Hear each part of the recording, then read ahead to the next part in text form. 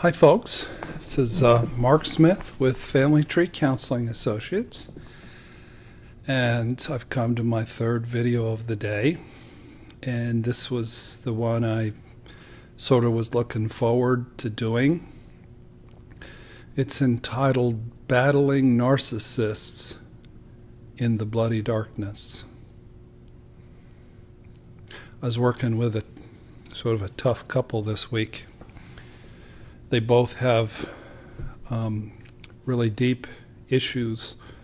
One of them has an abandonment issue that gets triggered, and the other one has a shame issue that gets triggered. And what I pictured as they thrashed at each other in our session was two people in a very pitch black, dark room, and the room is filled with sharp objects.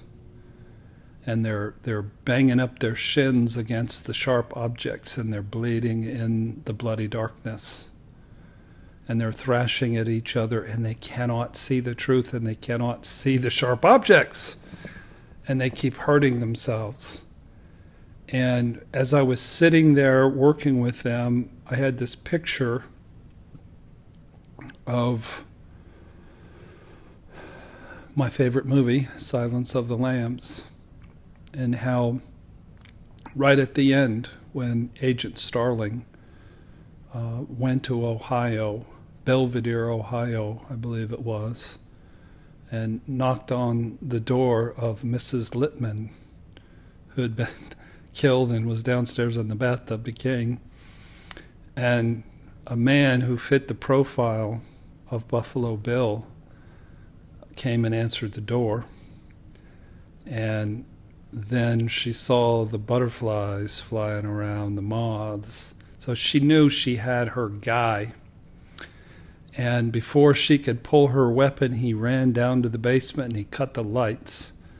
So there was inexperienced Agent Starling in the basement chasing a monster in the dark, and the monster had night vision goggles and a really big gun. And Agent Starling couldn't see a thing, and she was very inexperienced. So I saw a picture of that in my head and likened it to what we go through. We're in a dark house, it's pitch black, and our predator monster, they have night vision goggles and we don't. And it turns out badly for most of us. The fact that Agent Starling was able to turn around and put 6 bullets into Buffalo Bill just because he cocked his gun, that's Hollywood. If you're walking around in your life in pitch blackness and there's a cunning, vicious monster with night vision goggles, you're going to take a beating. So I had this vision in my head, and that was Tuesday night, and I had some time. I was going to develop the idea a little bit and share it during our live feed. Then a couple walks in that I didn't know was coming, and that put me an hour and 15 minutes behind. I get to the live feed with no preparation, and it's buffering. So I can't really concentrate on what I'm saying. So I'm trying to tell this story and communicate a perfectly good video, but the buffering and all the messages just sort of ruined it. So I thought I'd come back to it. So that's what narcissistic abuse is. It's an inexperienced, vulnerable human being walking around in the pitch darkness, being hunted down by a monster with night vision goggles and a big gun. So what would have happened if this wasn't Hollywood is he'd have grabbed her. He could have shot her before. He had her in his sights. He could have cocked the gun and shot her, but it shows him trying to reach out and grab. He wanted to grab her. The predator in him, I don't think he wanted her to make skin out of her for his dress he was making out of a woman's skin, because Starling was sort of scrawny. But I think he did want to harm her himself. How dare this inexperienced little whippersnapper FBI agent show up at his house and pull a gun on him. You know, I think he wanted initially to do more than shoot her, and finally he decided he was going to shoot her, and in Hollywood style, you know, with 2 outs in the bottom of the ninth, and you foul off 15 straight fouls, and then you hit a grand slam to win the Super Bowl is what Starling did there.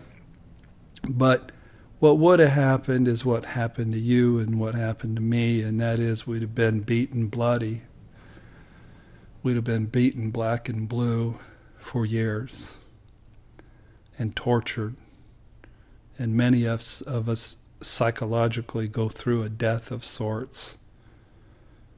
And what happened to me was I would react to some of the abuse. And then the last time I spoke with her, May 23rd of 2015, she goes, "You sure have done some crazy things." You know, she lit me on fire. And then when I yelled in protest and in shock, she goes, "You're crazy." So I was blessed. I was like Agent Starling. I eventually turned around and shot that motherfucker, pardon my language, after many years of abuse, after many years of being beaten black and blue. And I talk about this in my all-time least favorite video of mine, 15 Ways That I Defeated My Narcissist. And oddly enough, that's our #1 video on our channel by far right now. People want to be empowered. They're tired of getting their butt kicked. And I think they're intrigued by somebody who fought back and got the better of their narcissist. But it takes that kind of a sort of miracle because we're outmatched. There's a monster in the dark with night vision goggles. The most horrific thing for me was learning that the emotional serial killer monster with the night vision goggles was my sweet little country girl with a heart of gold. So picture me being Agent Starling, and you shoot the bad guy, and then I look over and it's not Buffalo Bill, it's my sweet country girl with a heart of gold. That's the shocker, is in reality, I wish I could have found a picture with Buffalo Bill laying there dead and shot and bloodied with the night vision goggles on. That's the picture I really wanted, because that's sort of what can happen if you're particularly fierce and you understand the nature of these monsters.